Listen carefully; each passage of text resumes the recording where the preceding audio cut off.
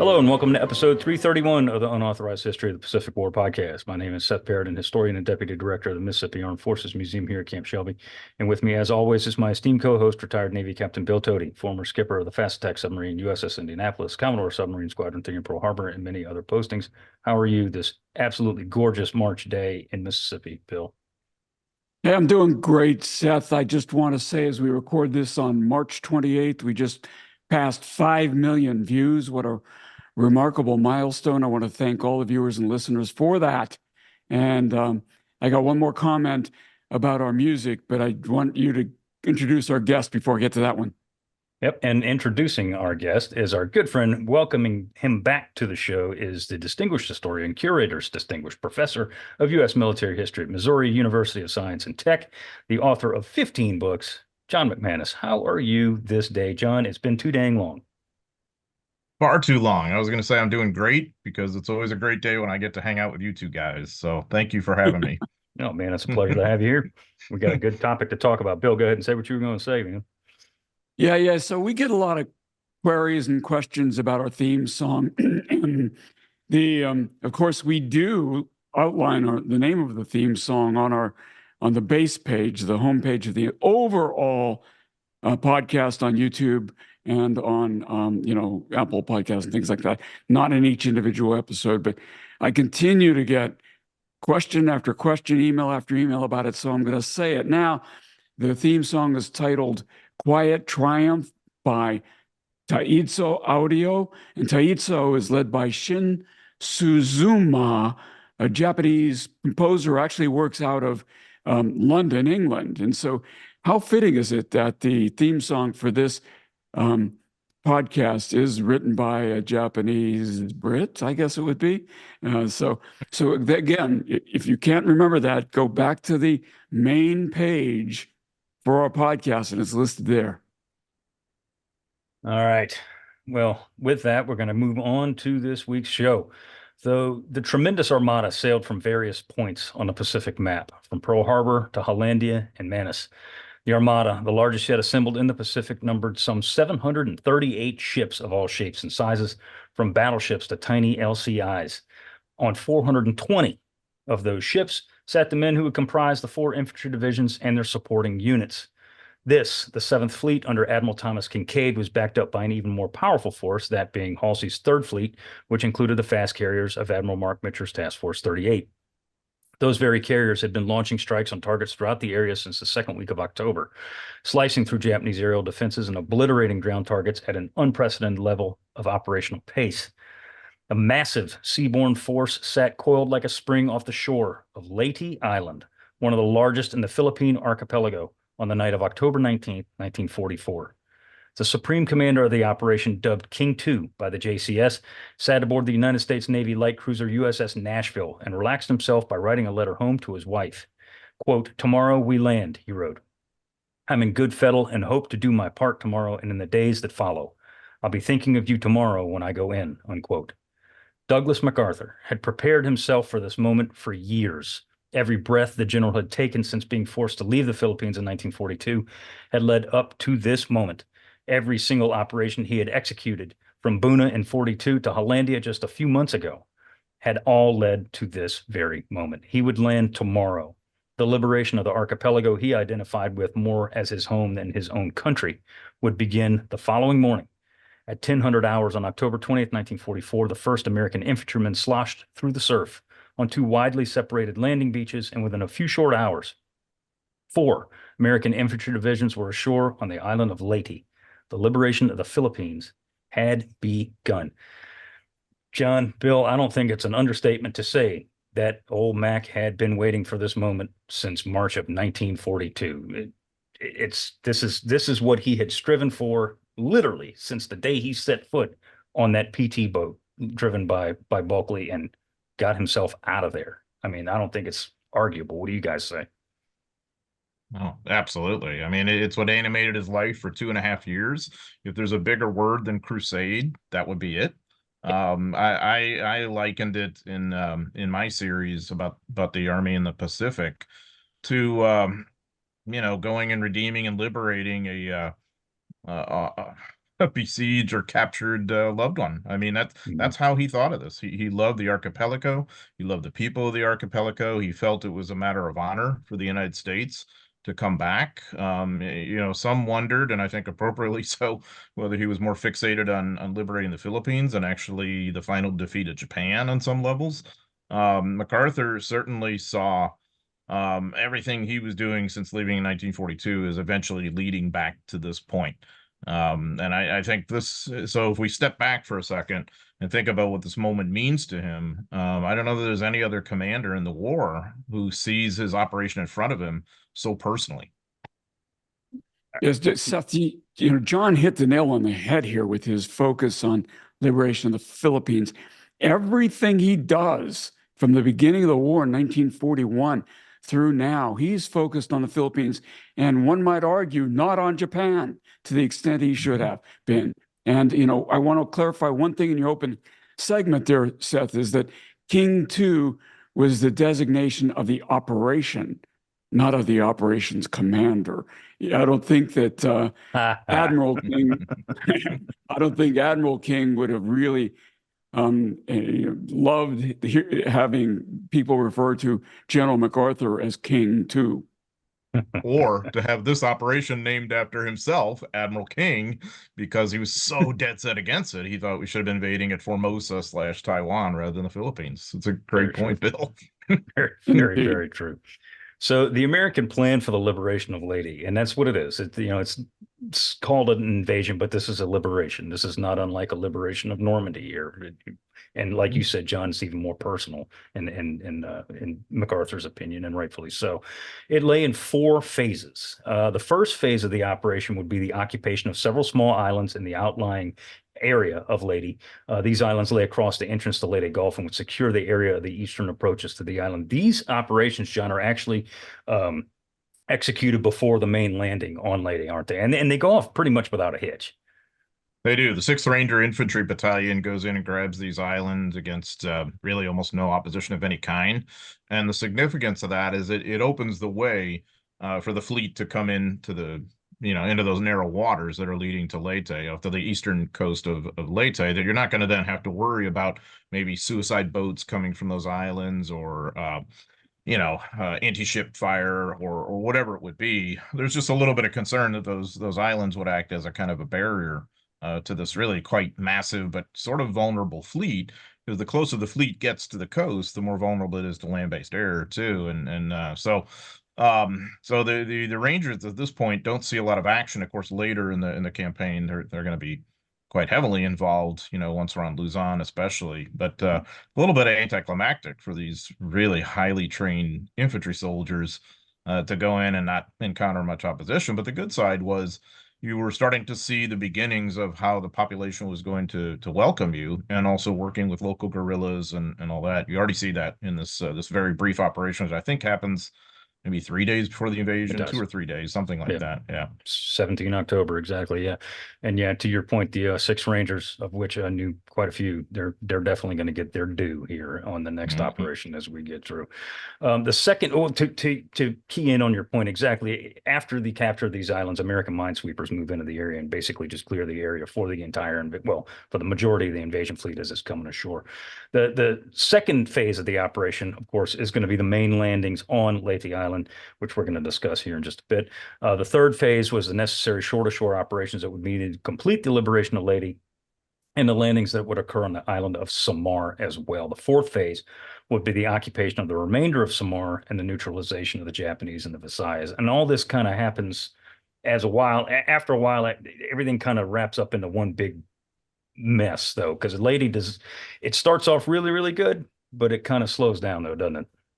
Yeah, it's going to end up as a very tough beast because, the Japanese are going to see this as the place to have their showdown battle, air, land, and sea, Operation Show, as they'll call it. I'm Americanizing it, obviously, but so you're going to end up with a kind of really kind of similar to Guadalcanal in the sense of a kind of a battle of reinforcement and sort of escalation that doesn't last, fortunately, as long as Guadalcanal. The Americans have many advantages now that they didn't necessarily have in 42, but nonetheless, that the pattern is kind of similar. But also, Leyte's quite inadequacy as an air base, really as a sea base for really much of anything, except as a pivot point to move north to Luzon, or more immediately to Samar, as you said. Leyte, I compared it to a wormy apple, that basically once you've bitten into it, kind of has to be eaten to its rotten core, because both sides have chosen to fight there in this very imperfect place, and you've got to win with that situation, I guess. Yeah. So this is the largest amphibious operation yet undertaken in the Pacific. Bill, tell us about some of the gear and the material it's a massive amount of material we're bringing here. Yeah, well, MacArthur had more assets in his hands than he had ever had before, or anyone in the Pacific for that matter, particularly as it pertains to the land campaign. As mentioned, this was the largest amphibious operation conducted in the Pacific theater. And when you look at so far, and it's going to be exceeded later, when you look at the material list in terms of men and machines, it certainly comes to light. The assets for the assault groups were staggering. 40 attack transports, 151 LSTs, 10 LSDs, 79 LCIs, 21 LCTs, and 18 various transports carrying out all kinds of material. 1.5 million tons, that's million tons of equipment, 235,000 tons of combat vehicles, 200,000 tons of medical supplies of various kinds, and over 200,000 tons of ammunition, ranging from 30-06 rifle and machine gun rounds to 155 millimeter artillery shells. This is amazing that we could get this much. This is just transport. We haven't begun to talk about all of the warships that are showing up for this fight. Well, and I'd add to it how it all has to be supported. I mean, Rear Admiral Robert Glover is the guy who has this sort of unglamorous kind of support job, and one of the reasons why I would argue that the United States Navy is at that point the most powerful Navy the world had ever seen, is because it has begun to master its forward logistics, allowing it to keep the ships at sea longer than traditionally had happened, when you'd have to kind of retreat back to your bases and refuel and refit and all this. But all that is being done while at sea. So you have these really unglamorous, like ammo ships and oilers, water ships that are going forward. Names like Porcupine and Panda and Saranac, that aren't famous like the carriers and the battleships, but they're so important. So they're moving mail, they're moving all like 12 different kinds of aviation fuel. They're moving fresh water. There's one ship that disperses like 43,000 gallons of fresh water to 125 ships. I mean, imagine all the food, keeping the galleys going. Like I said, the mail. I mean, all of that stuff is continuing. And so it's like a floating American city, in which the majority of the members of the city are actually ground troops who are going to be disgorged somewhere. But 50,000 plus sailors, that's a lot of sailors. That's a lot of crew. And so 738 ships just in Kincaid's 7th Fleet alone, much less 3rd Fleet under Halsey, which is more, more top heavy in terms of larger warships and the carriers and whatnot. But all, I mean, this is, as I've often made the point, this is large from an American perspective. This is larger than Normandy. This is larger than our contribution in terms of shipping, and certainly in terms of assault troops. I mean, we were going to land 4 divisions here, whereas in Normandy we're going to land 3 in a regiment. So this is absolutely massive on so many levels, and it's only the beginning, because MacArthur's command by now is really second only to Eisenhower in terms of combat power. Yeah, and you got to think about too the distance that's being traveled here too, as opposed to Normandy. Yep. It's enormous. 3,500 miles versus what at Normandy?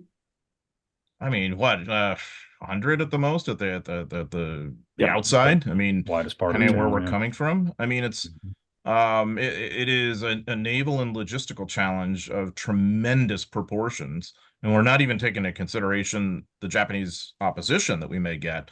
I'm just talking about moving all these people and stuff and supplying them, and coordinating. I mean, think of all the orders and whatnot that they have to cut to coordinate the movement of these fleets coming from different ports, and I mean, it's really kind of staggering. I think it's nuts. It's nuts, and at the heart of it all, at the heart of all this, of course, are the combat troops, because the whole purpose of that entire fleet, of all those logistics, of all those logistical trains that you guys were talking about just now, are the grunts, the ground pounders. They're hauling 4 divisions of Walter Kruger's 6th Army. We talked about Kruger before. The 96th Infantry Division, this is going to be their first taste of combat. They were among the first guys slated to go ashore near San Jose. They're going to go ashore alongside the 7th Infantry Division. We'll talk about them in a minute. The 96th, they were hailing from Oregon and Washington State. They deployed to the Pacific in the middle of 1944, arriving in Hawaii in July, trained in the islands until September, and here they are. The 7th Infantry Division, John, and I know this is one of your personal favorite units. They are arguably, and I really don't think it's arguable, one of the finest units in the entire Pacific theater, certainly within the United States Army. And they're right up there, in my opinion, with 1st Marine Division and units like that. These guys are bad to the bone. Reintroduce, if you wouldn't mind, the 7th ID to our people here, to our listeners. Yeah, I've often called the 7th ID the Big Red One of the Pacific, or the Rock of the Marne of the Pacific. You know, these 2 famous divisions that carry so much of the load in the war against Germany. The 7th ID is that for the war against Japan. They fight at Attu in May 1943 on our own soil, technically, in the Aleutian Islands in Alaska. I mean, they are the key players in Operation Flintlock and the invasion of Kwajalein. This is going to be their 3rd invasion, you know, which is a lot for a division-sized unit at this point in the war. And then they're not going to be done here. They're going to eventually, of course, be involved in Okinawa, too. So it's called the Hourglass Division. It still exists. It's based today at Joint Base Lewis McChord.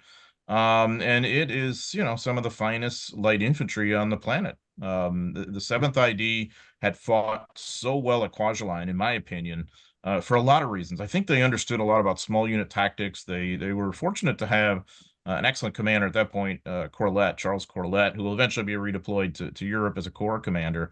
He'll be succeeded by his Division RD commander, General Arnold, R.G. Arnold, who also is a fine leader. You've got that, but you also have a very good sense of how to work well with the Navy. And you see that in action at Kwajalein in terms of the close fire support, especially with destroyers, which sometimes are the most effective close fire support ships in World War II. In addition to the loading situation, when the 7th ID officers on the logistical side are originally, you know, figuring out landing plans and all that, it's a tough go. I mean, they have to figure out what we can take, how to do the loading correctly so that you can get at what's most important quickly, what is possible, what is not possible. All that has been pretty well refined by Leyte. And so, you know, these troops that Kruger has elected to send ashore, these 4 divisions, are really, to a great extent, his first team. They're a good mix of combat experience formations like the 7th, like 1st Cavalry Division, you know, with newer guys like the 96th Division. That's going to be another fine unit that eventually is going to have a lot of ex-AST peers, the sort of elite program in which young high-scoring guys would go to college and all that. Many of them are flushed out of that and sent in the infantry with the 96th Division. And then you have the 24th ID, which is so fascinating too, in my opinion, because they're a mixture of guys who are technically a little bit combat experienced, but really, you know, this is something of their first go for a lot of them, and they've been really champing at the bit. And what I mean by that, some parts of that division had been the American ground garrison at Schofield Barracks. During the time when the Japanese attacked Pearl Harbor and its environs. And so they'd been technically strafed, you know, on Pearl Harbor Day, you know, not hurt bad or anything, but they wanted some evens. And they've been training for 2 hard years in Oahu, and then in theater, you know, in the South Pacific, patrolling and that kind of thing. And so this is a seriously key moment for them. So those 4 divisions are just the vanguard too, because you're going to have 11th Airborne that's in the mix as well. And that is, I'll put that unit up against any of the European Theater Airborne divisions. It's amazing outfit. And then you got 32nd Infantry Division, which of course had famously been the victors of Buna 2 years before, but needed that 2 years or so to refit because Buna had been such a tough go. So you've got follow-on forces, 112th Cavalry, and you know, and also Engineer Special Brigades. I mean, it's just kind of staggering. But the 7th ID arguably leads the way here. Yeah. Yep. If I could jump in, Seth, on the 7th, you know, I've got a personal warm spot in my heart for them because when they were at Fort Ord and I was stationed in Monterey, My daughter was born at their hospital in Fort Ord, so I used to interface with them a lot. Now, the 24th and, of course, 25th were the two Hawaii divisions at Schofield, which I spent a lot of time there as well.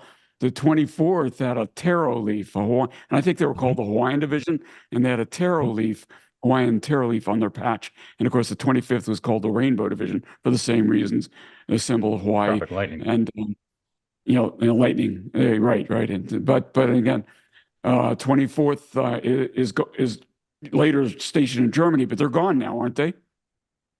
They're gone now, but they were in the latter part of the Cold War. They were at Fort Stewart in Georgia, and so they still existed as a mech infantry division, and they're going to serve in Desert Storm as part of 18th Airborne Corps on that sort of wider flank part of it, and then they're phased down during that post Desert Storm period.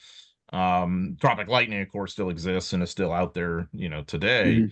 But I just think that the something of that continuum is so fascinating, and you see these different units have different cultures on some levels, and you really get a sense of the character of MacArthur's forces, and First Cavalry Division too, which of course will be in a later era more famous than it was during World War II. But Sure. they had won a major victory prior to this at Los Negros and Manus, like in March 1944, which we tend to forget, but it's a major reason why we're able to be in Leyte in the first place by October, because that victory in, the Admiralty Islands, just north of New Guinea, really accelerates MacArthur's timetable.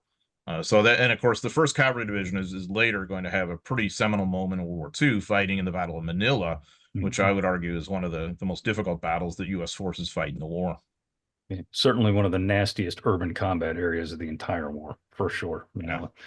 So the 7th ID's objective is going to be the Dulag Airdrome, and we're going to talk a lot about airfields here in this episode and the following episode when we wrap Leyte. It was hoped that the strip, keyword, and Bill has always said that hope is not a strategy. It was hoped that the strip would allow General Kenny's Army Air Forces to immediately begin operations and support the Leyte land campaign, thus relieving the worn out, and I do mean worn out, Task Force 38 of its obligations to protect and support the landings. As we're going to see, that is not going to be the case. As you were talking about the 96th and the 7th Infantry Division's landing areas, they're stretching over a 13-mile wide beachhead. 24th ID veterans of Landy and Biak would land near Palo.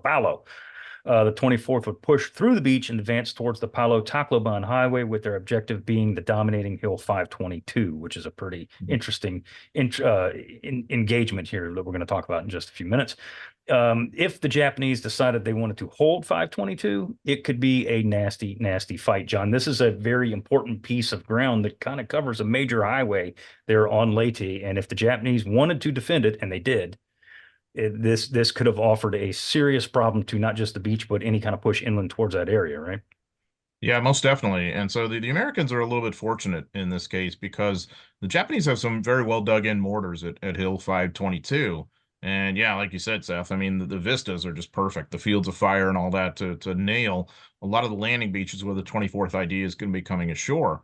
Well, this pre-invasion bombardment is unique among those we've seen in the Pacific War, at least initially, because leaflets are dropped to tell the population to get away from the areas we're bombarding, because obviously, these are friendly people. We don't want to hurt them. Well, of course, this tips off the Japanese too, and in this case, the Japanese who were manning 522 got away because they knew that'd be a major target. So they're kind of hunkering down, waiting to come back. In the meantime, the Americans have landed, and really quite auspiciously, they have moved on that hill in a kind of little pincers movement. And it's a tough go to get up the trails on that hill. But they go in and they capture some of the mortar pits in the position, and they're just consolidating their position when the Japanese come back. And now it's a completely different dynamic. The Japanese are fighting uphill, trying to take this objective from the Americans, and they completely fail. There's at least 50 Japanese killed in this kind of small unit engagement there. As it was, though, the 24th Division landing area is really the most dangerous among the 4 divisions on A Day, as MacArthur called October 20th, because there were also pillboxes. sort of coral and mud reinforced pillboxes that cover some of those landing beach areas that lead to some pretty close in engagements that were quite violent. So of the 49 Americans killed on that day, I think at least half were killed in the 24th Division sector. Yeah. It definitely was a stroke of luck that they got to the top of the hill when they did, and we'll get to that in detail here in just a minute. The northernmost American unit to land would be, as you were talking about, First Cav. They're veterans of the Admiralties in Los Negros, like you were talking about, and they had arguably the most important initial objective, which of course was the Tacloban airfield. And as we're going to see, Tacloban is an even bigger cesspool than the other airfield Awful. is going to be. Yeah, it's a mess. So opposing the Americans that are coming, it's a pretty large force, but kind of like a lot of Japanese forces that we've seen through all these islands in the entire Pacific War, they're pretty disorganized. It's a lot of guys, but they're pretty well disorganized, and they're under a differing view of the defense of Leyte. You know, Count Terochi Hirachi Hisachi has a completely different view of defending Leyte than does the general that we're going to talk about here in a minute. But there's a lot of people here, and they are fully aware that if they lose, the Japanese, if they lose this part of the Philippines, if they lose the Philippines at all, they are in some serious trouble. John, can you lay on us the whole strategic situation if they lose the Philippines? You know, what does this mean for them here? I mean, this is pretty much the end. The Philippines were just sort of a necessity, a necessary evil for the Japanese in the course of this war. They didn't really want them per se, but they had to have them rather than risk having an American bone in their throat between the Dutch East Indies or Indonesia, which is what they really wanted and needed because of the resources there, and then the home islands, and then, you know, everything in between. If you have an American-controlled Philippines in between, it's going to nail those sever those shipping lanes and all of that. So if the Japanese lose the Philippines at this point in the war, you're going to end up with that same problem. And U.S. submarines are already wreaking havoc on the Japanese, on their merchant fleet, on their reinforcement convoys. I mean, they're losing, I think, something in the order of about 20 to 25% of them in the course of 1944, mainly to submarine attacks. So the Philippines become a necessity for them. So the Japanese, in that 6 to 9 months before King II, get more and more serious about reinforcing and fortifying the Philippines. And so there's a really interesting dynamic that happens in that week or so before the invasion. The Japanese are in command flux. The 14th Area Army, which is the main, you know, ground army defending the Philippines archipelago, brings on a new commander, General Yamashita, who of course is arguably their best commander of the war on some levels. He comes in and he's completely at odds with what Tarachi wants, which is to make Leyte a showdown battle. Yamashita sees Luzon as really the only place to truly expend the resources. So the Japanese on Leyte are caught in the middle of this sort of transition. And I think they're part of the 16th Division, which is about 20,000 strong, something like that. But they're also caught in the middle of a kind of doctrinal transition in the Japanese armed force about how to deal with U.S. invasions. The traditional thing had been to try and defend at the waterline, repulse them, stop them from getting ashore, and if you don't, then banzai them. And you'd see this played out disastrously at Guam. In July 1944, just a few months before this. Eventually, they're going to start to move towards inland defense, especially as they have more and more caves at their disposal, famously at Biak and Peleliu, and you're going to see this, in the Philippines, and later, obviously, Iwo Jima and Okinawa. So the 16th Division is in the middle of this. They built some of those forward beachhead defenses I alluded to, but they're also being redeployed. And so their command group on the day of the U.S. invasion is actually on the move and incommunicado. So you can imagine how completely chaotic this is for them. So the Japanese soldiers in many cases are kind of on their own wherever they happen to be. And some are going to hunker down and fight, as they're wont to do, and fight to the death. Others are going to start to gravitate westward towards the higher ground inland to try and set up there. And that's really the bulk of the division. Right. In the meantime, Tarachi overrules Yamashita about reinforcing Leyte. Yamashita just kind of wanted to write it off. and instead they're going to reinforce it massively, and that's why the battle is going to end up as such a massive resource suck for both sides. Yeah, no doubt. You talked about Yamashita, Bill. He is one of the more famous characters of the entire Pacific War, I would argue. He's certainly, in my opinion, the most famous Japanese general. He relieves a guy named Lieutenant General Kuroda Shigenori. Kuroda was put in command of the Philippine area, and initially in 1943, and he was relieved in September 44 for many reasons, not the least of which is people considered him lax, and there were rumors flying around that he had a house full of women and he wasn't doing his job and all this other kind of stuff. Whether that was true or not, I don't know personally, but it doesn't matter. What it does do is it gets him relieved, and Yamashita comes in. Bill, who was Yamashita? Probably Japan's most famous and well-respected officer, General Yamashita Tomoyuki, assumed command on October 6th. Yamashita's he first made headlines across the world in February 1942 when he led the assault and capture of Singapore. Now, we didn't really talk about that, Seth, but this is an important inflection point, particularly for the British. Outnumbered, outgunned, but certainly not outclassed, Yamashita absolutely humiliated the British and General Percival by deceiving them into surrendering Singapore. Now, he led a force of roughly 30,000 against an 80,000 man force through Malaya and into Singapore through speed, cunning, and ingenuity.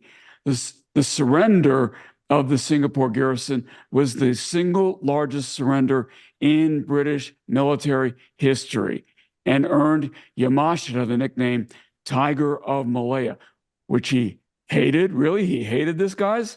Yeah, from all accounts, he absolutely detested that name because he said that tigers attacked with stealth, and he did not do that. He liked to punch people in the face. He earned.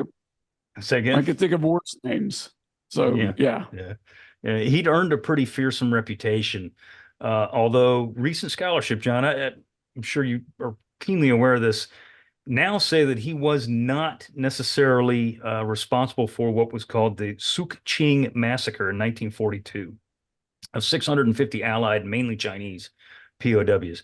They're saying that, and you'll see this again, and I bring this up because you're going to see this again in Lausanne, is that when he gives orders, sometimes his subordinates don't necessarily listen to him, and you're going to see this again in Manila. And his subordinate officers killed all these Allied prisoners of war in China in 1942, him being the commander. Of course, the buck stops here. He's accused of this. But in actuality, recent scholarship has said that actually he gave orders quite the opposite. There will be no rape, there will be no pillage, there will be no murder, no nothing like this. And if anything like this does happen, you're going to be held accountable. And supposedly some Japanese soldiers who did do this were executed. And again, I bring this up because this is kind of a teaser for what's going to happen, the tragedy that's going to happen in Lausanne. That's not just in Manila, but it's mainly in Manila that a lot of his orders are not followed to this very kind of thing. I mean, that's pretty accurate. Yeah, and it brings to mind the fact that Yamashita doesn't really agree with the way Tokyo's fighting this war in that respect. And so he had, in the 30s, he had flirted with the sort of hyper ultra nationalist wing, the Tojo wing of the Imperial Japanese Army. He had flirted with being part of those circles, and eventually was sort of repelled by that. And so he is very much, I guess I'll use the term, a moderate in terms of how he sees Japan's role in the world, and also the way Japan ought to fight the war. Yamashita was a soldier, and he believed in concepts of honor. He believed in correct treatment. He was against murder and torture and rape and all these terrible things that the Japanese are really going to be doing extensively during World War II. And so where you really see this play out, though, that tension, of course, later on, like you alluded to, Seth, is in Manila and Luzon, when he has guys under him who just simply aren't going to, yield to what his vision is. All this tragedy is ultimately he's held to account for it. At the tactical command level, I think this is someone who has a great sensitivity for the average soldier. And for terrain, he has a very keen understanding of terrain, like boldness, like you said, punch you in the face. He's very aggressive. Yamashita is a first team commander on a lot of levels, and he's given a very tough go here. But I would argue that when you really look at the broad sweep of what Yamashita does in the Philippines, he does the mission that's handed to him. Yes. Which what you've got on your plate, once you lose the Battle of Leyte Gulf, once you lose the initiative in the air, and once you start to lose this ground fight on Leyte, which they do, what you basically got available to you is to bleed the Americans so that they're going to retreat from the idea of unconditional surrender and cut a deal that leaves some semblance of a Japanese empire in place. That's precisely what he does. You know, I mean, he doesn't even surrender until after the USS Missouri ceremony is over on September 2nd, 1945. So Yamashita is a person of very keen honor and intellect that I think you see play out here. So it might be worth bringing up again, Seth, that the Japanese did not always behave the way they behaved in the beginning of this war and throughout this war, I might say. The imperial rescript that was signed by the emperor in the late 19th century, I can't remember which, was it 1878? But the imperial rescript back then was as gallant as any military in the world. And it was exactly what you said, John. It was no pillaging, no rape, none of those kinds of things. We're going to act with honor.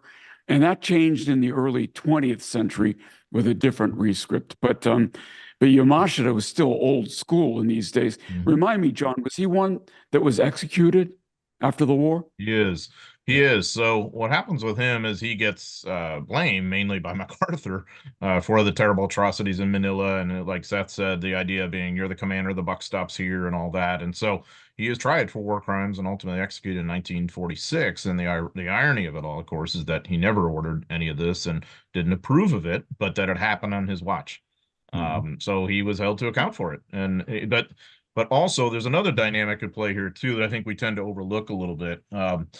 Yamashita is a bit of an outsider because he's not really an aristocrat like a lot of these high-ranking officers are, like Count Tarachi, for instance. He's the son of a small-town doctor and from, I think, the north of Japan, you know, not really from the mainstream. And so some look down on him for the class pedigree in that respect too. So he's very much a self-made man.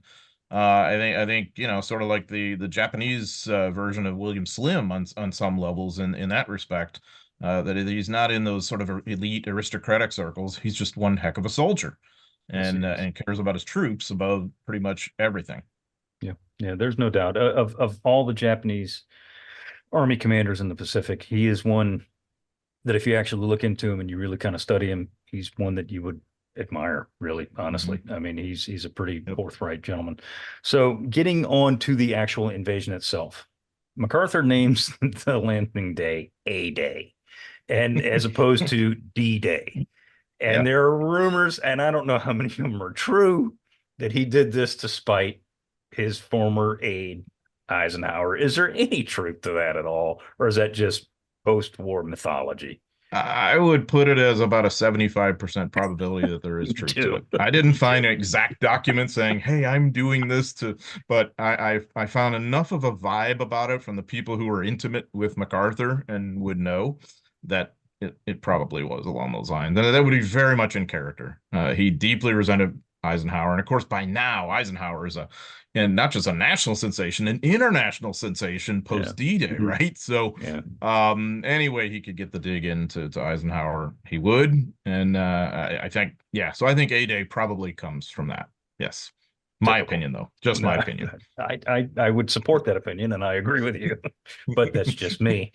But regardless of this, Admiral Oldendorf's bombardment ships absolutely, we talked about this, we touched on it briefly, blasted the shores of Leyte for 2 days prior to the landings, and then again for almost 40 minutes as the landing craft are heading into shore, firing nearly 3,000 shells of all calibers for a period of 39 minutes just before the first boots hit the shore.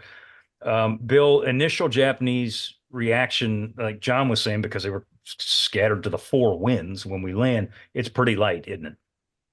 Yeah, it is. The pre-invasion bombardment did its job well.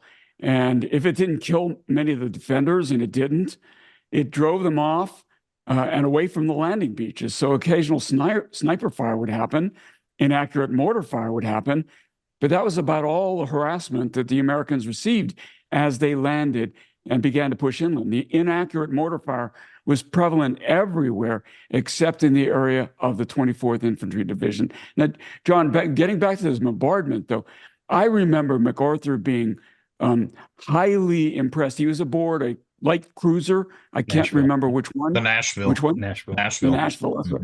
Yeah, and I remember him being highly impressed and making some pretty remarkable claims of complimenting his Navy. Is that correct? Yeah, I mean, he's already impressed on the way there when he looks around and he sees all the hundreds of ships around him.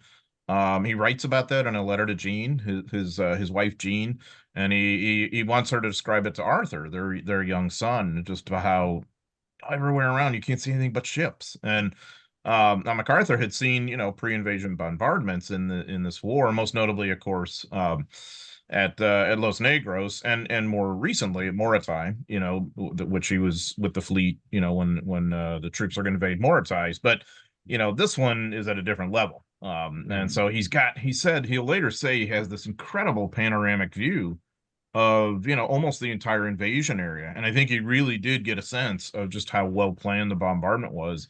And I don't remember the phrase he used, but he said something in the order of just how impressed he was with the Navy, and he was right to be.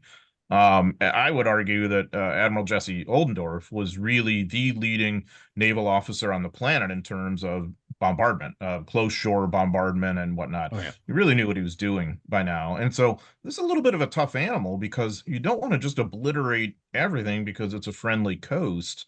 So you have to be a little bit careful in that regard. So they're going to try precision targets.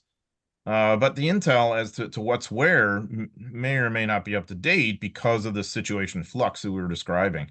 One, of course, great force multiplier we're going to have here and throughout the rest of this campaign are Filipino guerrillas who are feeding sometimes, useful information to the fleet or whoever else. So, yeah, when MacArthur kind of witnesses that kind of 2-day warm up here, yeah, he is impressed, and I think he's absolutely right to be impressed with it. No doubt. No doubt. So like Bill was saying, the fire coming from the Japanese onto the beaches is relatively ineffective. But like you were talking about earlier, John, with the exception of the 24th Infantry Division sector, at this point on the beachhead, it's actually pretty stout. 75 millimeter gunfire is also pouring down on the beaches here. And this guy's just bad to the bone right here. We got to talk about this cat. One of the American officers in the 24th that comes in the 5th wave was a colonel who'd been with the division since Schofield Barracks on December 7th, actually before then, but he'd been with the division at Schofield Barracks on December 7th, 1941. Aubrey Newman is this guy's name. He's from Clemson, South Carolina, 1925 graduate of West Point. Also, which is freaking cool, he was an Olympian in the 1928 Olympics, where he finished 16th in the pentathlon. We have several Olympians that are in the United States Armed Forces during World War II. He is certainly not the least. By the time of the invasion, Newman is the commanding officer of the 34th Infantry Regiment of the 24th ID. He, as I said, he comes ashore in the 5th wave, John, and he's one of these guys who's your typical United States Army West Point grad. Actually take charge, grab a hold of by the neck, and just get things done. His action here on the beach is pretty damn impressive. It's amazing. I mean, he brings the best of all that training to the core, to the fore. And what I mean by that, he's got all the sort of intellectualism of what he'd been trained at West Point ever since as a professional soldier. He understands the doctrine, the weaponry. He understands a lot of the thinking about how to lead soldiers, but he's also a relentless pragmatist. So he's got a brain in his head that he's going to use very, very well, but he's also a guy who just knows what to do on the ground when he's there. And so he plays a key role in the 34th Infantry sector, because you have some guys who are getting pinned down by those pillboxes, by the 75 millimeter fire. We've had several vessels get hit and set afire, including, I think, at least a couple of LSTs, which are very valuable ships, of course. And it's a kind of rough situation. And, you know, we all as historians remember, oh, well, you know, it's a successful invasion. There's not much opposition. But when you're one of these guys who happens to be in the middle of this really wicked fight, it looks very different. And so Newman's role is, I think, remarkably similar to the role that Colonel George Taylor will play at Omaha Beach a few months earlier, of coming ashore, not with the initial waves, but an hour or so later, and motivating people to get moving, get doing things, get off that beach, which of course is the key to any amphibious invasion, to get off that beach where you're most vulnerable. So Newman plays that role here, and he has to, of course, demonstrate a lot of courage in order to make that happen. Because if I'm undercover, I really don't want to move if I think that's going to be safe. If I've got some crazy old man regimental commander, though, giving me no other option, and giving me an order, some sort of assignment to do, and he's willing to lead the way himself, well, then the dynamic changes a little bit. That's precisely what happens here. So, you know, in the big scope of things, I'm not saying they were going to get pushed into the sea or anything like that, but I think he probably saves a lot of lives. And he's a major factor in why that is such a successful invasion in spite of the adversity. And that's the key, is that they were not going to get pushed into the sea, but he saves men's lives by getting them moving. And he, as just like you said, he knows damn well that they got to get the hell off the beach, and that's exactly what he does. The area that these guys were laying in was about 100 yards by 20 yards wide. It's a small area, really, when you think about it. Teeny tiny, teeny tiny. He gets up there, realizing his guys are in a bad situation. He stands up in full view of the Japanese, which happens often when you hear of these heroic exploits, and you're like, what the hell's wrong with these people? They are just built for this situation their entire lives. He screams, quote, "Get up, get the hell off the beach," unquote, and just starts walking inland, just starts cruising inland. Initially, the guys behind him kind of get up in dribs and drabs, and slowly they start to move. He turns around again and hollers at them, "Get up and get moving. Follow me." Keywords, follow me. And he just keeps on trucking right up through the damn surf, or right into the inland, and they're right behind him. Yeah. And like a lot of inspirational leaders, he's lucky that he didn't get hit, because he could have gotten up and let's go, and he gets his head blown off. And what does that do for our morale? So you need that element of luck too, but that's what he's willing to risk. Now, later in the campaign, he's doing precisely the same kind of thing. And he gets hit badly by a mortar shell that rips open his abdomen and takes 6 months of recovery and all that. The other thing I wanted to point out about Newman that I think is very interesting too, he will influence generations of officers to come in the U.S. Army. I know many of them who knew Aubrey Newman. Newman retires as a 2-star general, I think, you know, much later. He's really one of the Army's kind of leading intellectuals, ground combat, and leading infantry soldiers in action. So he has a long dedicated career, and he has this kind of almost like a coaching tree in sports. He's got a kind of a leadership tree very good, very that well I think put. exists even to this day, you know, and I think that's one thing that's really fascinating about him. Yeah, no, I never thought of that till you said that, but yeah, that's actually very, very well put. It is like a coaching tree. So, but there's another guy that's in Newman's regiment that is bad to the bone. And he is one of these guys that, unless you really dig into, you've never heard of this cat. And mainly, I think Bill, you would, and John, you would probably agree with this, is because he was Chinese American. And during World War II, that necessarily did not ring a lot of headlines on American newspapers across the country. Captain Francis Y. John, tell us about this guy. This guy is a machine. Absolutely. So he's a company commander or he's actually an assistant intel officer, but he might as well be a company commander with the way he operates when he comes ashore. So he also he's one of these dedicated soldiers who has joined the Army as a private, who has earned his commission. Like you said, he's one of the very, very tiny few Chinese American officers in the Army. There are a few others who are at that point serving in Burma.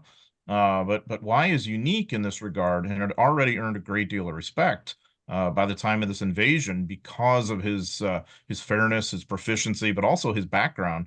He was an athlete. He was a 4-sport athlete. I think at UCLA he was the quarterback there for a couple of years. And then he has a personal situation which isn't part of like the great glory of the greatest generation, but is the reality of human beings at the time. Y had not seen his wife in this was what was said in the 34th Infantry. Y had not seen his wife in 12 months, and yet she had just delivered a baby. So we add up the numbers there, we kind of get a sense of something has happened that is troubling. So Y is carrying that baggage, and I think there's a lot of. I mean, I went around and around this in my head because I obviously couldn't know him, and wondered whether he almost had a death wish that day, or because of his situation, or whether this was just who he was. It's impossible to say.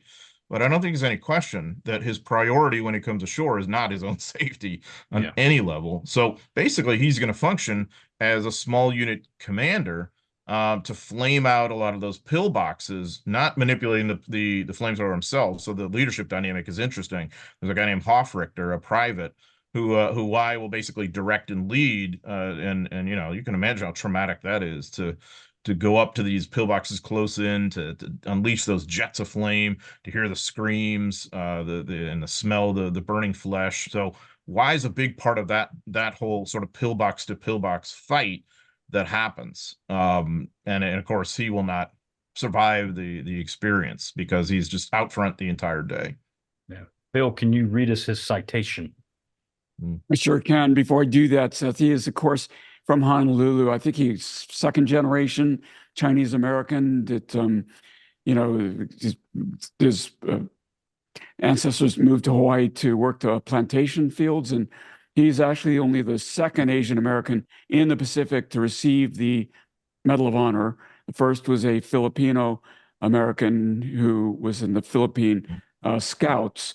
There were several medals of honor in European theater by Asian Americans, mostly in Italy. And Senator Inouye, my former senator, was one that I knew. But in this case, we're talking about Y, and his Medal of Honor citation reads, "For conspicuous gallantry and intrepidity at risk of his life above and beyond the call of duty, Captain Francis Y distinguished himself by extraordinary heroism in action on 20 October 1944 in Leyte, Philippine Islands. Captain Y landed at Red Beach, Leyte, in the face of accurate, concentrated enemy fire from gun positions advantageously located in a palm grove bounded by submerged rice paddies. Finding the first 4 waves of American soldiers leaderless, disorganized, and pinned down on the open beach, he immediately assumed command, issuing clear and concise orders, and disregarding heavy machine gun and rifle fire, he began to move inland through the rice paddies without cover. The men, inspired by his cool demeanor and heroic example, rose from their positions and followed him. During the advance, Captain Y repeatedly determined the locations of enemy strong points by deliberately exposing himself to draw their fire. In leading an assault upon the last remaining Japanese pillbox in the area, he was killed by its occupants. Captain Y's courageous, aggressive leadership inspired the men, even after his death, to advance and destroy the enemy. His intrepid and determined efforts were largely responsible for the rapidity with which the initial beachhead was secured. Captain Y's extraordinary heroism and devotion to duty are in keeping with the highest traditions of military service and reflected great credit on him, his unit, and the United States Army. And guys, I do believe he is the only Asian American Medal of Honor recipient in the Pacific during the entire war. Yeah, I think he is. And it initially was a Distinguished Service Cross, and it got upgraded to Medal of Honor in the year 2000, I think, if I'm not mistaken. No, that's right. So I wonder if back then there was bias that kept him from getting the Medal of Honor, similar to how African-American soldiers No doubt. Well, were yeah, and that happened with Senator Inouye and many of the Asians who served in Europe as well. So he's not the only one. He's the only one in the Pacific, though. Do we know what happened to Hofrichter? Did he? I know he survived because I've seen interviews with him. But did he receive any decoration for this action? Because I mean, he's the one doing the killing. He's the one knocking these pillboxes out. You know, I could be wrong, but I thought he got a Silver Star. But I could be incorrect about that. I don't think any question the trauma that accumulated for him was really tough. He he threw up almost every time he had to flame out one of the pillboxes. You know, that to me is the reality of what this was. This wasn't anything glamorous. This was a horrifying circumstance, even though obviously he performed incredibly courageously. I doubt he would have felt very proud of it. Yeah. Yeah. I was just curious because I did a little digging yesterday trying to find something on Hofrichter, trying to see if he was justly rewarded as well. And I couldn't really find it. Silver Star makes sense, but I couldn't find anything I myself at thought he all. got that, but I could be wrong. Yeah, no, you're probably right. So still in the 24th sector, the objective of Hill 522 loomed, as we were talking about earlier. The Japanese had set up significant defenses in this area, and as the 24th made their way inland, thanks to Captain Y and Colonel Newman's heroics, they came upon those same Japanese defenses that John was talking about earlier, expecting fierce resistance and getting none. They were absolutely astonished when they got to the top of the hill and realized that the vast majority of those Japanese that were up on 522 were now coming back up 522 back to the Americans on the top of this hill. The 19th Infantry Regiment are the guys that take this hill, or parts of it, actually. And it's a pretty nasty, sharp little fight. But again, the importance of this is that 522 is in American hands, and this is now a piece of property that could have inflicted some serious casualties on the beachhead and the advancing Americans on both sides that is now in U.S. hands. So American intel, John, and this proves this point, found range cards up on Hill 522 later that had precisely marked different spots of the beach and in the lagoon there, into the bay, with artillery range cards. So if the Japanese had been up there, this could have been some seriously nasty, nasty, nasty stuff. Yeah, they would have inflicted some serious casualties on people coming ashore, and I think it would have been a very tough nut to crack too in the course of the day because the hill was so steep to climb, even without resistance. You can imagine with resistance. So I tend to think this would have been one of those targets that you would have had to have had a destroyer or two come in very close to deal with, because I don't know how else you really would have done it. So this is really fortuitous that the Japanese were not there, and that it developed as it did, that once the fighting began, the Americans controlled the high ground. The Japanese are coming at them, and they're vulnerable, and they really get, mostly annihilated. Such was the success of the A-Day landings. MacArthur decided it's time to go ashore. Now, granted, admittedly, he doesn't stay there long, but it is important for him to go ashore. He had been on pins and frickin' needles to get ashore. And as we said at the beginning of this episode, and it's very, very true, his entire, and I like the way you put it, crusade through the entire war thus far was to get to this point. So he's watching on the bridge of the USS Nashville, and he could wait no longer. He couldn't wait any longer to get ashore. He grabs his entourage, which included the likes of General Kenny, Egerberg, the detested, and I put that in the notes, and I do mean that with all my heart, General Sutherland, and they get aboard an LCM. On the way in the shore, they grab Filipino President Sergio Osmeña, and they head to shore. So this is one of the highlights of the war, frankly, and it's one of the highlights, certainly the highlights of MacArthur's entire existence in the Pacific here. Tell us about this going ashore. I mean, he's like bouncing in the seat like a kid going to a circus. He's so freaking excited to get ashore. Yep. Help us convey some of the emotion and the excitement of this moment. Oh yeah, it's just such a seminal moment for him, and it's the payoff. I mean, if you've been waiting 2.5 years for this, he'd already said, as they approached the coast, and he looked, out, and he'd seen the outline of Leyte and Philippine soil in front of him. He had said to Sutherland, "Well, Dick, we're almost here, we're almost home." He even said that, and so now finally he gets to go into the beach. MacArthur was always a courageous guy, so he really didn't care that much whether the beach was going to be a dangerous place or whatever. He wanted to be in there, but also I think beyond that, he had a sense what was going to be the symbolism of the moment and how important that would be in the weeks and months to come. That he wants the Filipino population to know he's there, and that's going to mean things to them, because I think it's also important to bear in mind. His headquarters, Southwest Pacific Area Theater, has been in close touch with innumerable guerrilla groups and has been helping supply them and whatnot. So they're very in tune with the mood and the conditions on the ground throughout much of the Philippines. And what he wants is to kind of inspire that kind of larger uprising against the Japanese and inspire a spirit of liberation. So, and then of course you add into the fact what a self-centered personality he truly was. All of that combines to this moment of getting ashore and having to make his speech and all that. Of course, now how this happens is also a little bit entertaining too, of course, Yes, it because is. he wants a dry landing. They want a dry landing for him.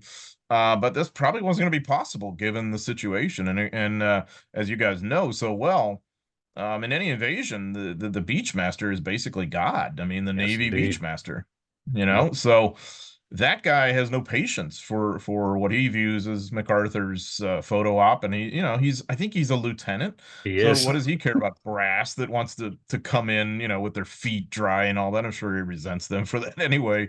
And so he's like, no, just, get ashore with a wet landing, whatever. And so MacArthur, in his great moment, he's seriously pissed off at this Navy Beachmaster. And Falance, I think his first name is Gaetano Falaise, excuse me, MacArthur's photographer, snaps that famous shot of the general striding ashore, and he looks like he has the determined face. It looks like this sort of stentorian moment of significance of returning to the Philippines and all that. And when in actuality, he's trying to spot where the Beachmaster was because he's so damn angry at him and he wants to, chew him out.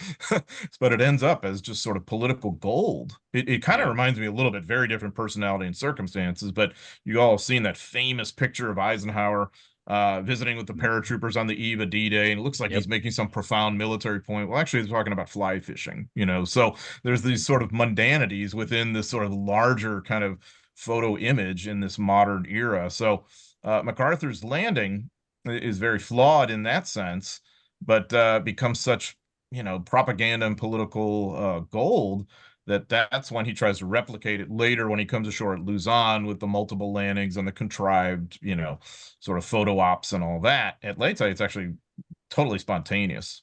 Yeah. It's one of the most famous photos of the entire 20th century, I would argue. Yep. It certainly is. And I think the exact words used by the lieutenant, and I swear to God, were "let him walk." Were That's exactly what the Navy I lieutenant, love that guy. when he Whoever he was is, I don't know informed. his Yeah, name, but I love really. him. Yeah. When he was informed that it was MacArthur, he said, quote, "let him walk." He Yep. didn't care. Love He it. didn't think bigger fish to fry. So Yep. after absorbing the scene, and let us be 100% clear. MacArthur was keenly aware of all the blood and treasure that had been spilt and spent to get to this moment. So his joy and his emotions were 100% sincere. And I mean, yeah, there is always Yep. a bit of histrionics and stage show with MacArthur wherever he goes, but he was 100% sincere. He really was. This meant the world to him. So he grabs a micro. When he gets up to the shore and surveys the scene, he goes over to a Jeep that had already been set up, waiting for him to read the speech that he had written for, I don't know, 3 days. It took him to write this speech. He went over line after line after line about 100 times to get it exactly right. And I'm going to read it here. It goes, "This is the voice of freedom. General MacArthur speaking. People of the Philippines, I have returned. By the grace of Almighty God, our forces stand again on Philippine soil, soil consecrated in the blood of our two peoples. We have come, dedicated and committed to the task of destroying every vestige of enemy control over your daily lives and of restoring upon a foundation of indestructible strength the liberties of your people. At my side is your president, Sergio Osmeña, who's worthy successor of that great patriot, Manuel Quezon, with members of his cabinet. The seat of your government is now therefore firmly reestablished on Philippine soil. The hour of your redemption is here. Your patriots have demonstrated an unswerving and resolute devotion to the principles of freedom that challenges the best that is written on the pages of human history. I now call upon your supreme effort that the enemy may know from the temper of an aroused and outraged people within that he has a force there to contend with no less violent than is the force committed from without.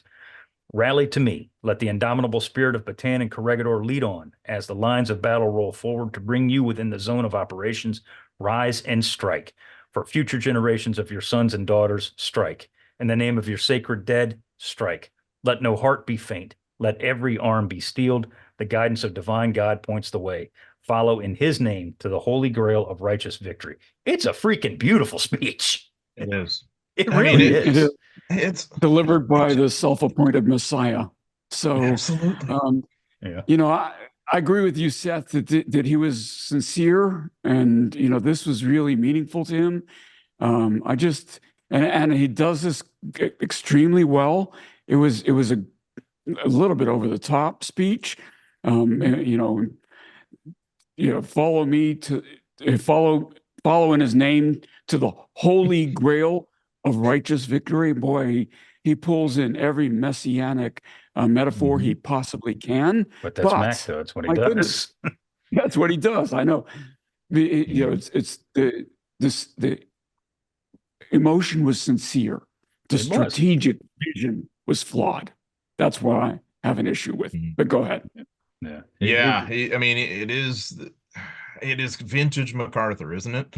The vivid imagery, the powerful speech, the inspirational kind of phraseology, and all this. I mean, obviously, as you all know, MacArthur's not always my favorite gentleman, but I hear that speech, I'm ready to get up and go and fight. I mean, it's amazing on many levels. And he really, the other two people who have a great influence on it are his doctor, Roger Igberg, and Larry Larabos, a colonel on his staff who's really more on the info and PR side, and is quite conversant with that. I mean, he bounces that off the two of them, and they really, to their credit, they kind of pushed back, and they really kind of pushed him to come up with the right phraseology and all that. But of course, they couldn't get away from his egocentrism, could they? I mean, they could never dissuade him from that. I have returned, rather than we have returned, the United States, returned. Or our Phil American Alliance, or what? No, it's I have returned. But this is MacArthur we're talking about. But and then after that sort of stem winder, he hands off the mic to Osmania, who gives him some of the mundane details of how all this will work.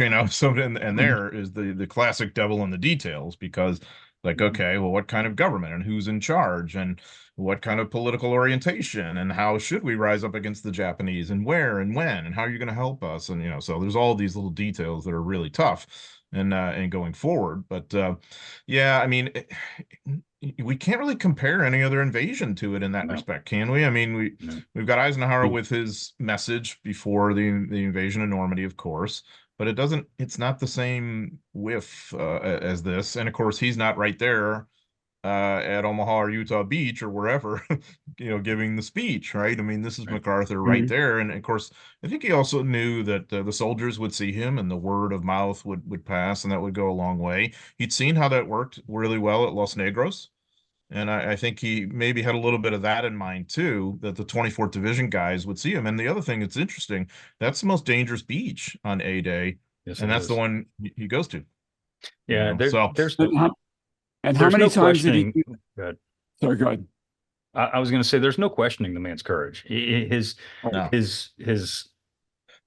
ideals may be a little bit off, but his courage is. You can't question his courage. And we're going to see that as the Leyte campaign develops, especially when he plants his headquarters there in Tacloban, where he's attacked literally. And I mean, he is attacked almost daily. And the dude's courage is never in question. I mean, he was a brave man. Definitely. Agree. How many times, though, did he do that landing to get it right? Well, at Leyte, it's just once. Now, Luzon, I don't remember how many times, but it's multiple times there. I think in different places, sometimes at Leyte, if I'm not mistaken. But at Luzon, but at Leyte, it's just this one. And then he goes back aboard ship. And then he's aboard ship for several days before he can come ashore and make his headquarters at Tacloban. In the Victor Price house that gets it is on the wrong end of air raids basically day after day during this campaign. Like Seth said, he's just constantly attacked. It's a really kind of bad situation, honestly. It's a very dangerous situation, to be perfectly honest with you. Yeah. I can't, the way this ends up in Manila, I can't, the line that keeps coming to mind is Brad Pitt in the movie Fury saying, before this is over, a lot more people gotta die. And that's the way this is going to go. Yeah, absolutely. Well put, Bill. Yep. John, you got a split, man? Yeah, well, maybe we should start wrapping if there's a. I tell you what, if you would just kind of get on to the guerrilla presence, if you can get into the guerrillas a little bit here, Bill and I will wrap up this last little bit of the Japanese reinforcement, and then we'll pick up next week when we get through the rest of the campaign here. If that's cool. Yeah, so yeah, it's really interesting to bring to mind the gorillas. So where you first see that like front of mind for MacArthur is a few days after A-Day when he decorates a colonel named Kanglion. I apologize if I'm butchering his name, but this guy is really interesting. Very high speed kind of dude. He had served in the armed forces for many years, so he's kind of a professional soldier.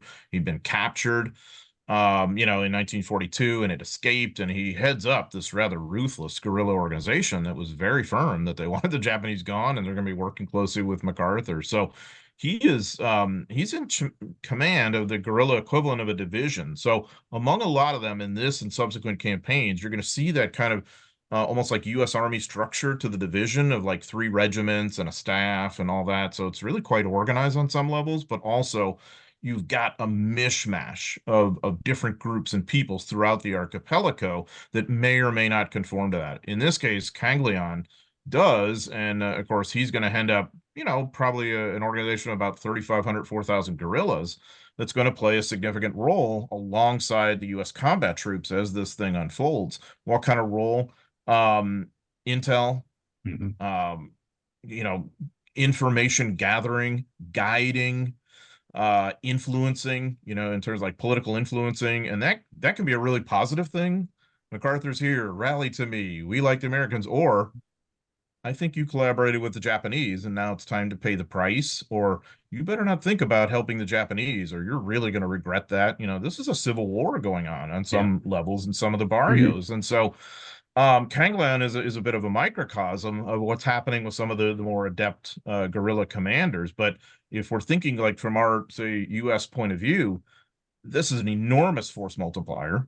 That it's a major reason the Japanese are really in a tough bind here. But it also bears to mind something I think that's really important to understand when we think back to the Philippines campaign. The Filipinos themselves play a major, arguably even leading role in their own liberation. That it's not just the Americans come to redeem them or whatever, and they're just sitting around, waiting for Right. us to do the work for them. They play the lead role from their point of view, not just if you're a guerrilla, but if you're a civilian caught in the middle of war and paying the price for it, with your home destroyed, with family members lost, or whatever, Japanese reprisals, whatever it might be. I mean, the Filipinos themselves are front and center. You see this pattern already, really from A-Day, when you've got a lot of these guys hooking up with the 1st Cavalry Division or whoever else, and then going forward all the way through to the end of the war, and then whatever is going to follow from there. So, really, the tougher go, I would say, if I'm really pulling back the lens in relation to the Philippines, is not always necessarily kicking out the Japanese and defeating them. It is what kind of political circumstance will eventuate from that. What will result? And this is a serious thing that's going to play out for the better part of a decade and a half, almost in Mhm. the archipelago itself. Yeah. I think on some levels, I mean, that story has been sort of underplayed, I think. But I think it's important to bear that in mind, that the Philippines are similar to some of the countries in Europe where we're not quite sure of the political future, even as we shed blood to liberate them. What will happen next? That's the hard part, I guess. Yeah. Yeah, and it's important to remember, like you were saying, that these guys weren't just bystanders, and they played a very, very large role in everything that goes forward from October 20th all the way to the end of the war and beyond, to Yep. liberate their own country.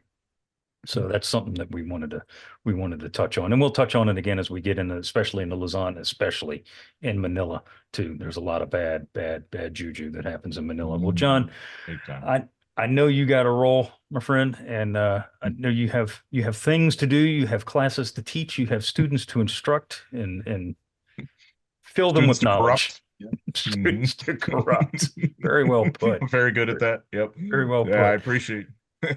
appreciate you having me on, guys. It's been Do great. some of that good history stuff there, John. I'll try and do some of that history stuff. We'll see how far it goes, Bill.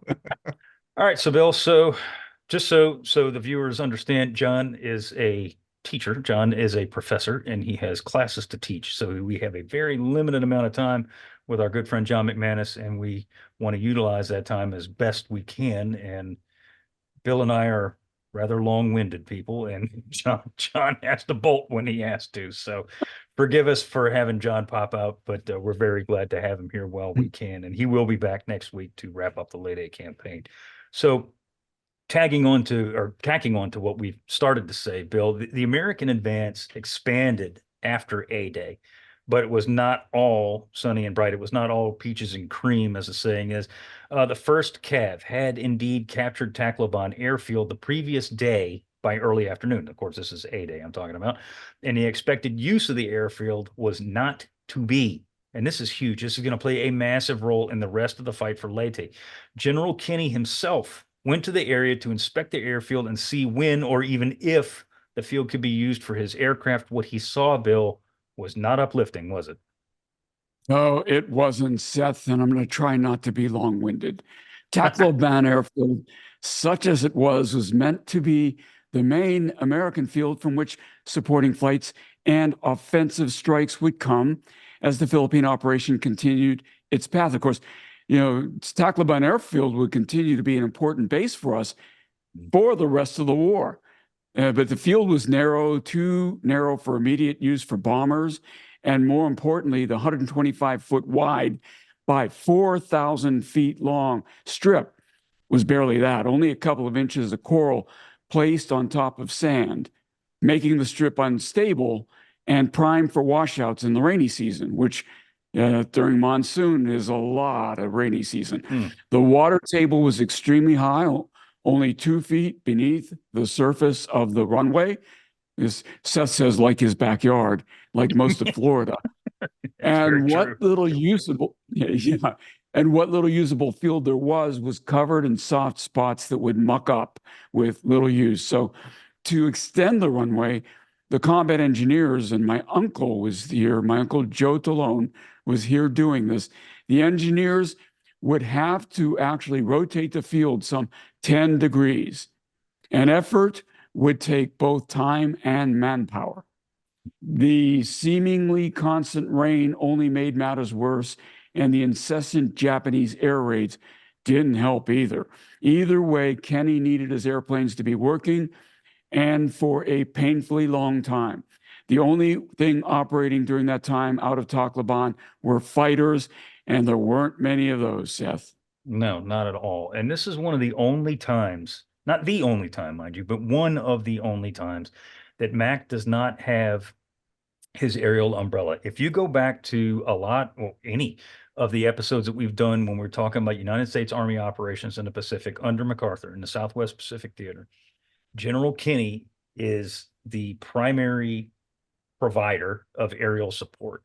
One of the main reasons that MacArthur is attacking a lot of these places that he is attacking in New Guinea on his way to the Philippines is to buy airfields for Kinney's aircraft. So he can constantly have this aerial umbrella as his forces are moving ever, ever closer to the Philippines. This is one of the few times that aerial umbrella, as I put it in the notes, won't open because of the fact that Tacloban is a mire. It really is. It's not, yes, we do have fighters that operate out of there, but nothing like the amount of aerial suppression that we would want to have or that we have had in the past. And this actually causes Halsey's Third Fleet to hang around a lot longer than they wanted to.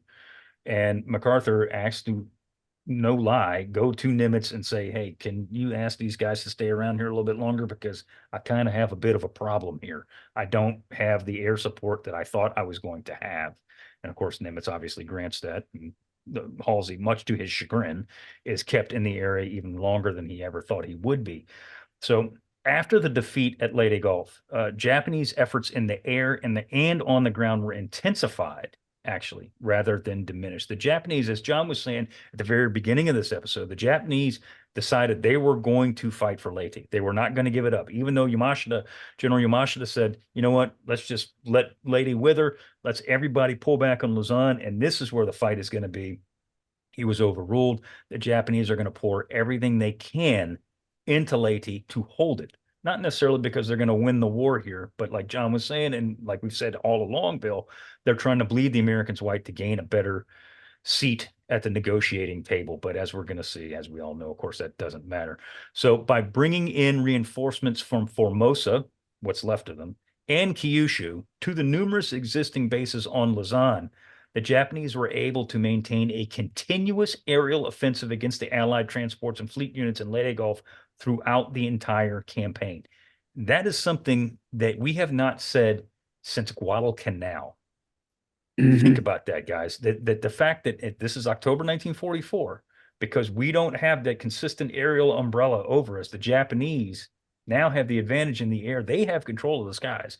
They're moving people in to keep us under constant pressure. So I think that's something a lot of people don't understand, Bill, is that, again, we've always said this, that, it's the Midas touch. Anything we touch turns to gold. And not that this is going to fail, but it's certainly turning out to be a lot more of a thorn in the side than was initially thought to be here. And it all begins in the air. Yeah, and Nimitz grants an extension of the Third Fleet there, but remember, these horses had been ridden hard and put away wet. I mean, they were, Halsey and Spruance rotated, but like we said last week, the fleet was the same. The pilots were the same. And like we said last couple of weeks, those pilots were exhausted. So we really did need to take airfields for Kenny to operate airplanes out of ground bases and give the fleet some rest because they needed to prepare for the next assault. Vigorous enemy air assaults began the afternoon of the 24th of October with numerous low-level attacks upon Allied beachhead installations.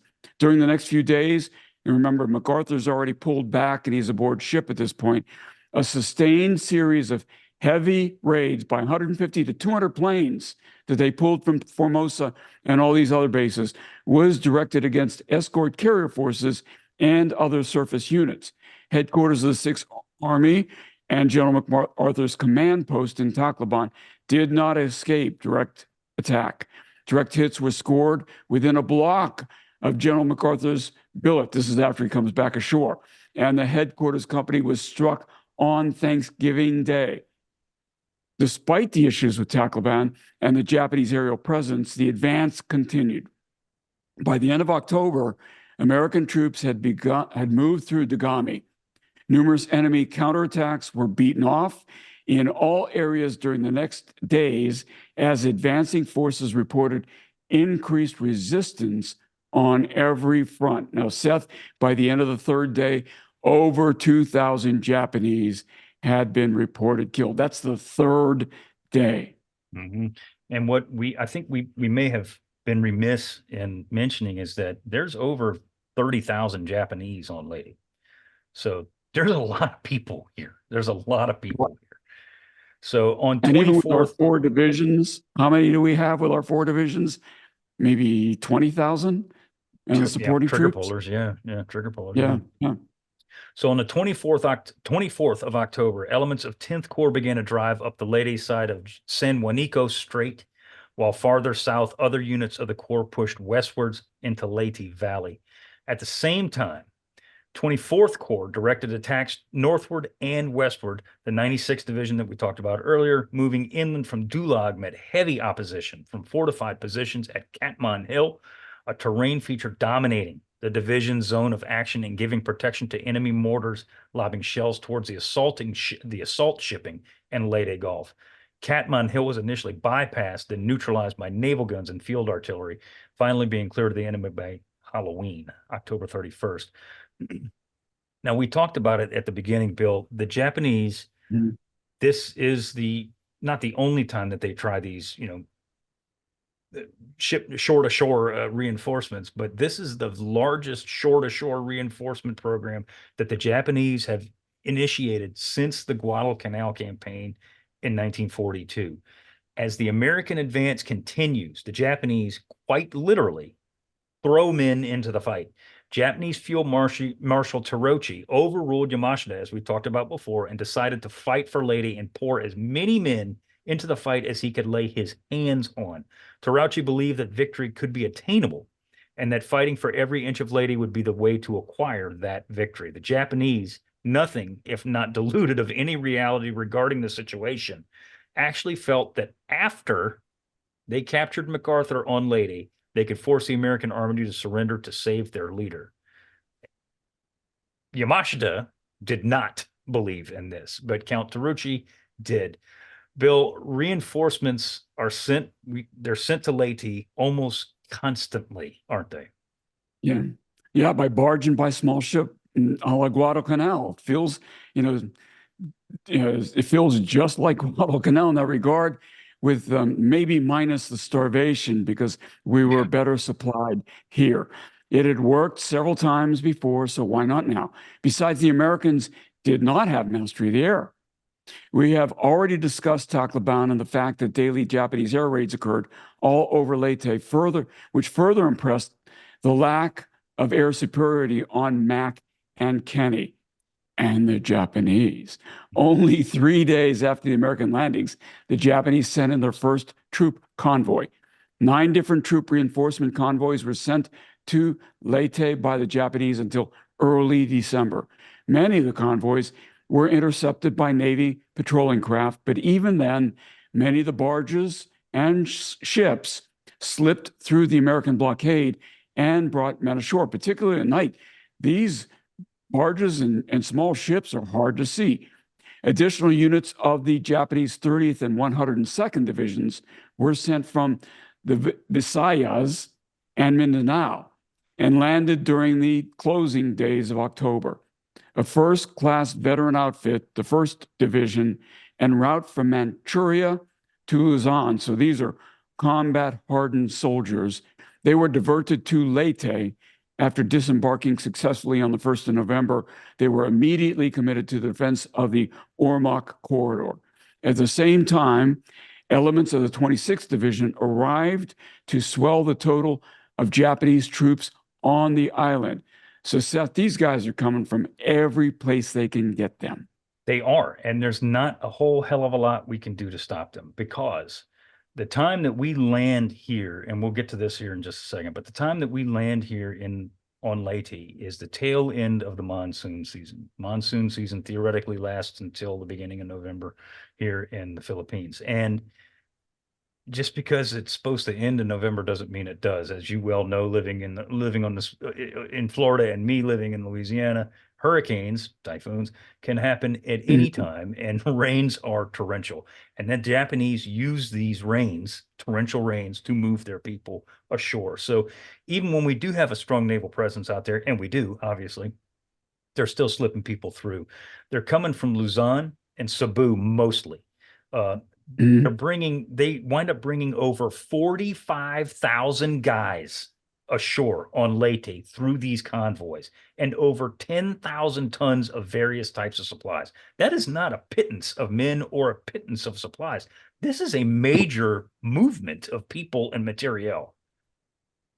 Yeah, I tell you, Seth, I've been in the Philippines during monsoon season, and I wanted to put on my scuba tank. That's how underwater I felt. So while consistent aerial support may have been an issue, artillery support certainly was not.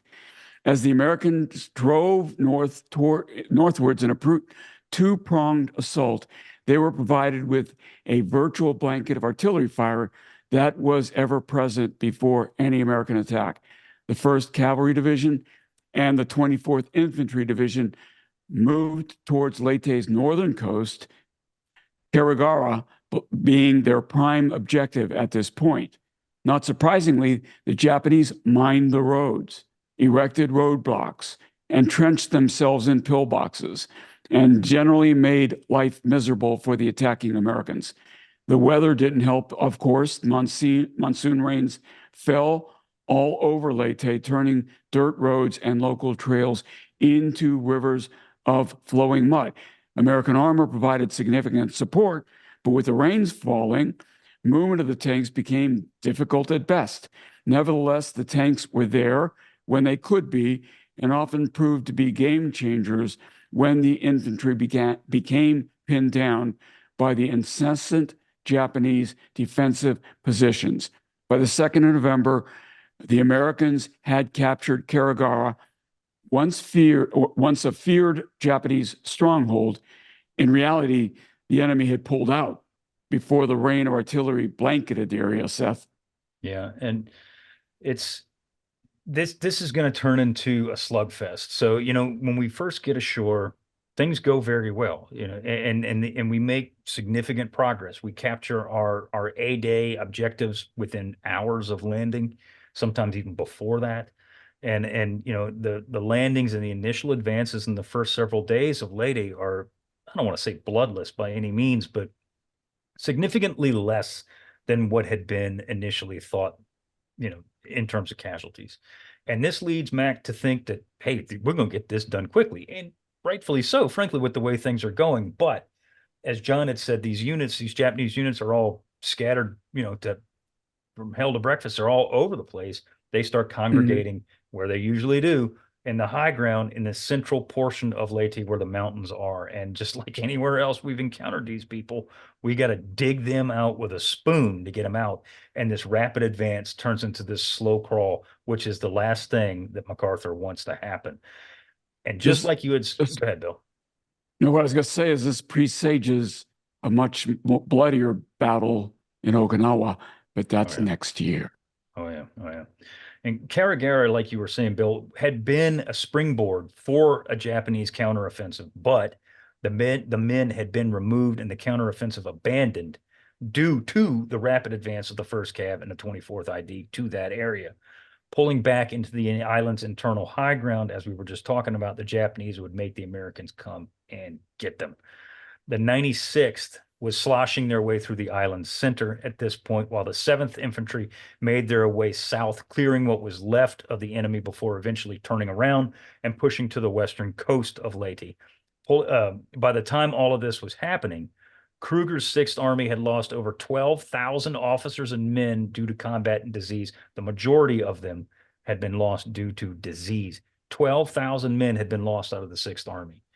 So this is not an insignificant loss of human capability. I don't want to say lives because a lot of these guys are sick, but regardless, these are guys that are now pulled out of the line, and the 6th Army now is officially under strength. And this leads to a point where Kruger has to make a decision. He's obviously very concerned with the consistent Japanese reinforcements that are running into Ormoc Bay and to other places.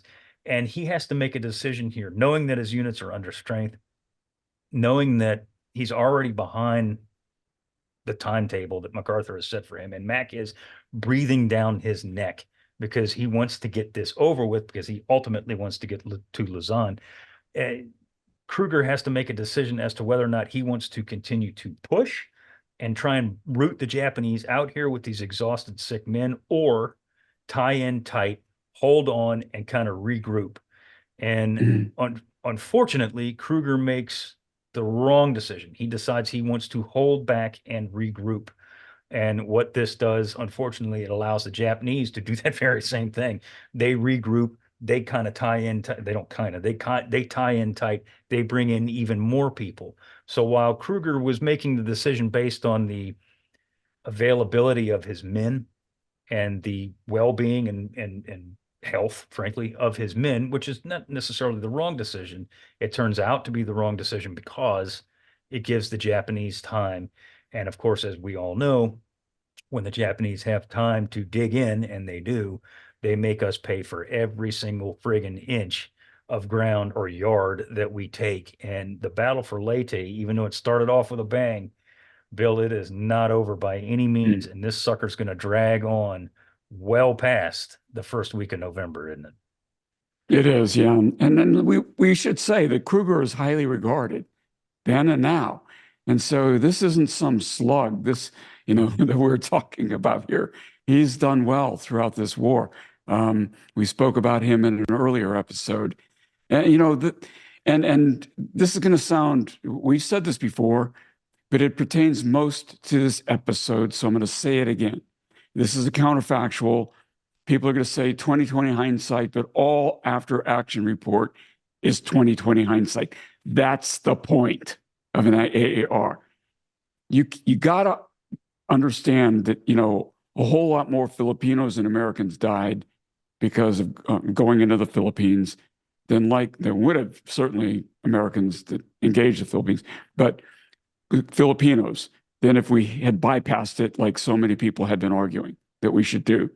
And we tie down all of these units And yeah, many of these 12,000 officers and men that were lost in the 6th Army will recover from their illnesses. However, these units are tied down and could have been better used in other operations that actually address the strategic priority to defeat the Japanese.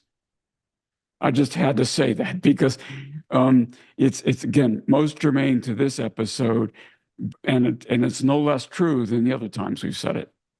Yeah, I'd kind of push back on that a little bit because, you know, I know where you're coming from when you're talking about Formosa. We're getting into that, and I to a point I agree, but you know, Mac, we talked about him having an emotional connection to this portion of the globe, and for all intents and purposes, these people, they're not American citizens, but there are American citizens in the Philippines, but they're not American citizens yet.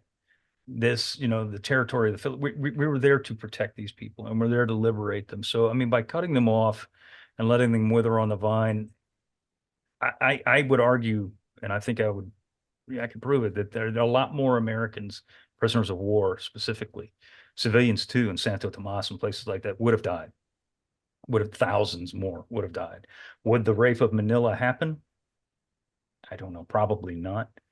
But there would have been a lot more casualties in different regard than I think actually happened. But who's to say? Who's to know? I don't know.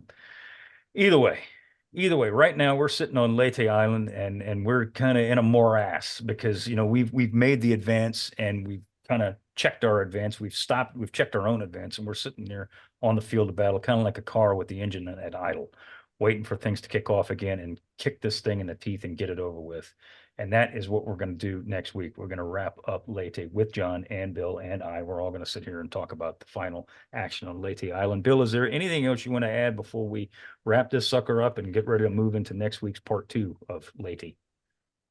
Nope. Again, I want to thank the viewers and listeners for the 5 million YouTube views, and we are, you know, we've got less than 1 million audio listens, downloads, but it's creeping. Not creeping up there, it's going up rather steadily. And so good thanks to all of you for that.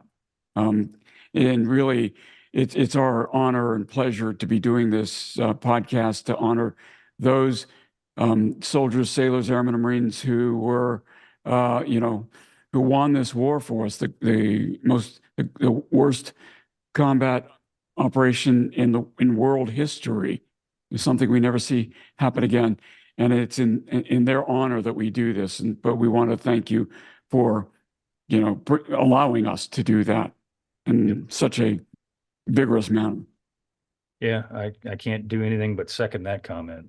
My whole adult life has been spent honoring these guys, and this allows me to continue to do that and make sure that they're not forgotten. So thank everybody who watches and or listens to our podcast. So with that, we want to thank you very much for listening in on our conversation. Please subscribe to the Unauthorized History of the Pacific War podcast. Wherever you receive your podcast, give us a rating and review. We do appreciate it. If you want to see the video version of this, if you're not already looking at it, look at our YouTube channel. If you have a question or a comment, send us an email at unauthorizedpacificpodcast@gmail.com.